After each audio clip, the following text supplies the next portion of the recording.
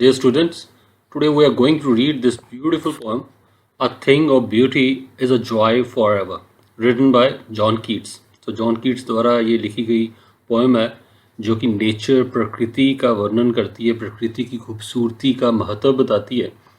And first of all we read the whole poem together and then I will explain line by line. पहले पूरी poem पढ़ लेते हैं और उसके बाद एक एक लाइन करके उसको एक्सप्लेन करेंगे. So let's begin.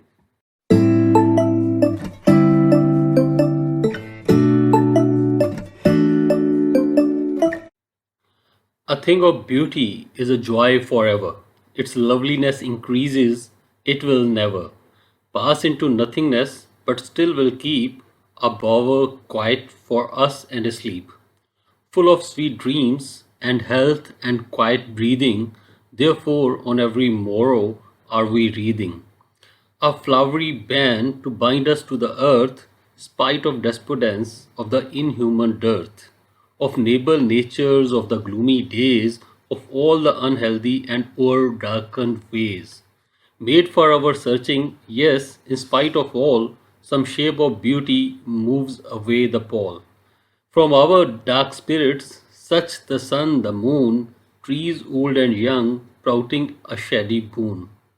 For simple sheep and such are daffodils, with the green world they live in and clear rills, that for themselves a cooling covert make, gainst the hot season the mid-forest break. Rich with the sprinkling of fair musk rose blooms, and such too is the grandeur of the dooms. We have imagined for the mighty dead an endless fountain of immortal drink pouring onto us from the heavens brink.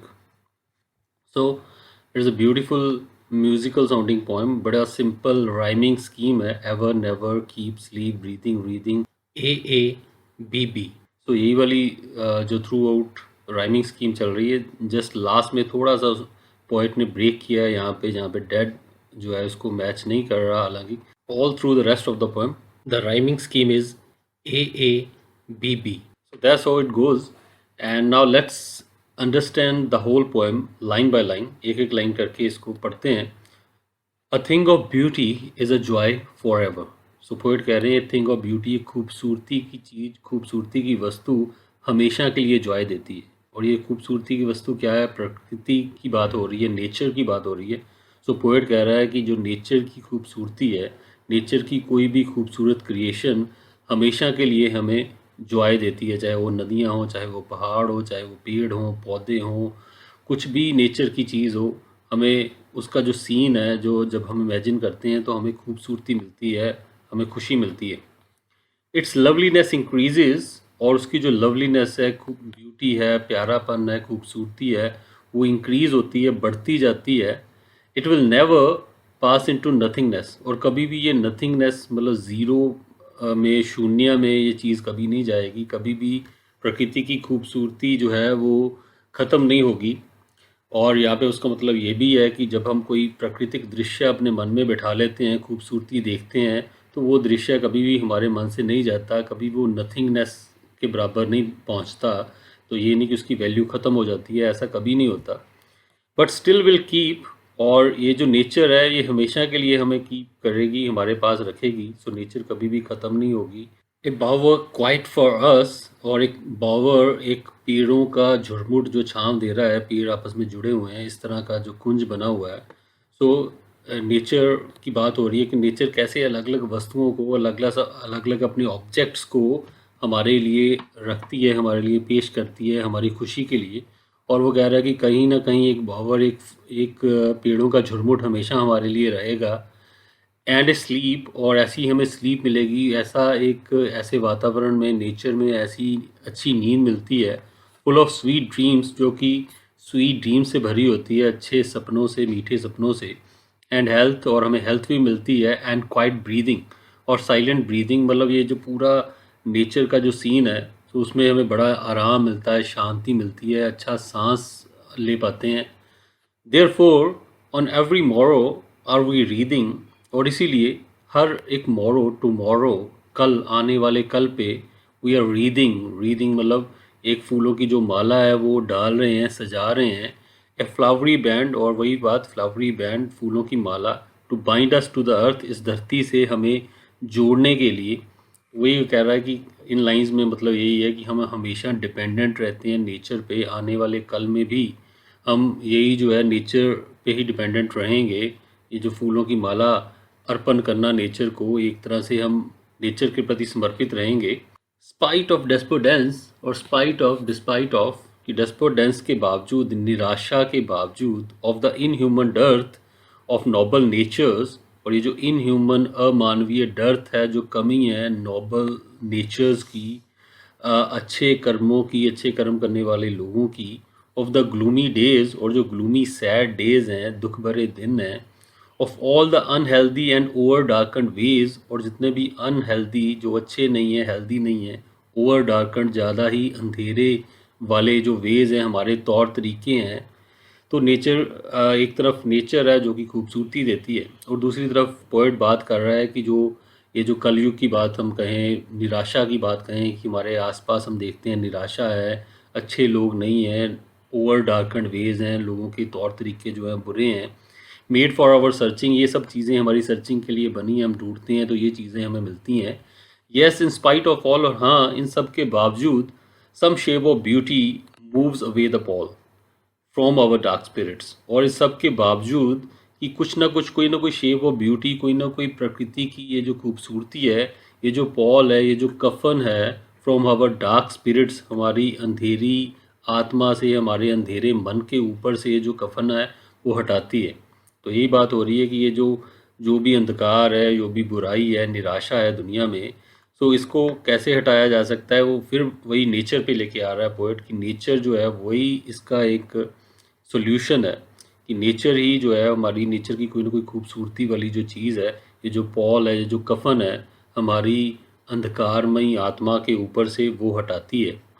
Such the sun, the moon, trees old and young, sprouting a shady boon for simple sheep and such a daffodils. So इन सभी lines में क्या कह रहे हैं कि जैसे सन हो गया, सूरज हो गया, मून हो गया, चंद्रमा हो गया, ट्रीज ओल्ड एंड यंग, और ये जो पेड़ हैं, चाहे वो बूढ़े हैं या जवान हैं, मतलब पुराने हैं या नए हैं, स्प्राउटिंग ए शेडी बून, और कहीं ना कहीं से एक शेडी बून, कोई छांव देने वाली कोई ब्रांच स्प्राउट कर रही है, कहीं ना कहीं निकल रही है। तो पुराने पेड़ भी हैं, नए पेड़ उग रहे हैं, ब्रांचेस उग रही हैं।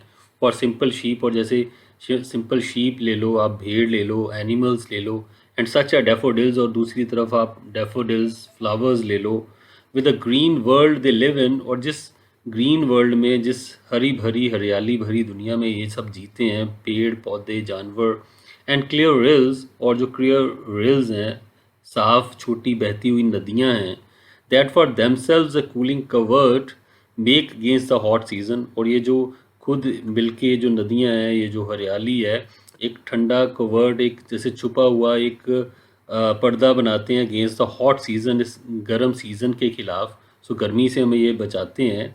द मिड फॉरेस्ट ब्रेक, और मिड फॉरेस्ट में, जंगल के बिल्कुल सेंटर में, ये जो झाड़ियाँ हैं, जो हरियाली है, जो कि रोकती है रास्ता। Rich with the sprinkling of fair musk rose blooms, और जो फॉरेस्ट है वो rich with sprinkling of fair musk rose blooms, और बड़े जो जो खूबसूरत, तेज, अच्छी सुगंध देने वाले जो ब्लूम्स हैं, जो कलियां हैं रोज़ की, उनकी स्प्रिंकलिंग, वो बिखरे पड़े हैं वहाँ पे। And such too is the grandeur of the dooms we have imagine for the mighty dead, और सच टू, और ये भी जो ग्रैंडियर, जो शानदारता, जो शान शौकत, जो शान हमने अपनी डूम्स, डूम्स मतलब जो ख़त्म हो चुके हैं, जो मर चुके हैं, we have imagine for the mighty dead, और जो माइटी, जो महान लोग जो मर चुके हैं, तो ये माना जाता है कि महान लोग मर के स्वर्ग में जाते हैं, और स्वर्ग जो है बड़ा शानदार है, बड़ा खूबसूरत है, शान शौकत से भरा हुआ है। तो उसी का रेफरेंस यहाँ दिया गया है कि हम जो स्वर्ग की बात करते हैं, तो ऐसा स्वर्ग जो है जहाँ पे हम कहते हैं कि महान लोग मरने के बाद जाते हैं, and endless fountain of immortal drink pouring unto us from the heavens brink. So वही जो है, वही जो स्वर्ग जैसी जो खूबसूरती है, स्वर्ग जैसा जो शान शौकत है, जो शान है, वो जो एक endless fountain of immortal drink, हमें यहीं प्रकृति के द्वारा एक ना ख़त्म होने वाला एक झरना मिल रहा है, एक इमोर्टल ड्रिंक का, अमृत का ये जो झरना है यहीं पे बह रहा है, वो अमृत जो कि इंसान को अमर बना देता है। Pouring us onto us from the heavens brink. So heaven के brink से, स्वर्ग के किनारे से वही बह के यहाँ पे आ रहा है. तो कवि ने यहाँ पे लास्ट वाली लाइंस में तुलना की है कि जो स्वर्ग जो हम सोचते हैं कि मरने के बाद वहाँ जाते हैं, तो वही स्वर्ग जो है वो यहाँ पे प्रकृति लेके आई है. तो यदि प्रकृति की गोद में हम बैठेंगे, उसकी खूबसूरती को निखारेंगे, प्रकृति के पास रहेंगे, तो हमें मरने के बाद स्वर्ग में जाने की ज़रूरत नहीं है. यहाँ पे धरती पे ही हम स्वर्ग को, हेवन को विटनेस कर सकते हैं. So that's what the poem says. And again it is a beautiful poem. ऐसी पोएम पढ़ के ही इंसान अपने आप को नेचर के पास, प्रकृति के पास महसूस करता है. John Keats has done a wonderful job in this poem, और इसीलिए जो पोएम है इतनी मशहूर है. And I hope it is clear to you. और मुझे उम्मीद है कि आपको सारी लाइन, सारे वर्ड्स का जो मीनिंग है वो क्लियर हो गया होगा. And you must be able to appreciate the beauty, the rhythm of this poem. और यही मैं चाहता हूँ कि ये पोएम पढ़ने के बाद हम फील करें, हमारा मन चाहे कि हम नेचर के पास जाएं, नेचर को ऑब्ज़र्व करें minutely, closely. So if you do this, then the purpose of the poem is solved. So यही कवि चाहते हैं, इसीलिए पोएम्स बनाई जाती हैं. So that's it for now. So thank you for watching the video. I hope you enjoyed it, and we'll meet once again with another video. Till then, stay happy, stay blessed. Thank you. Goodbye.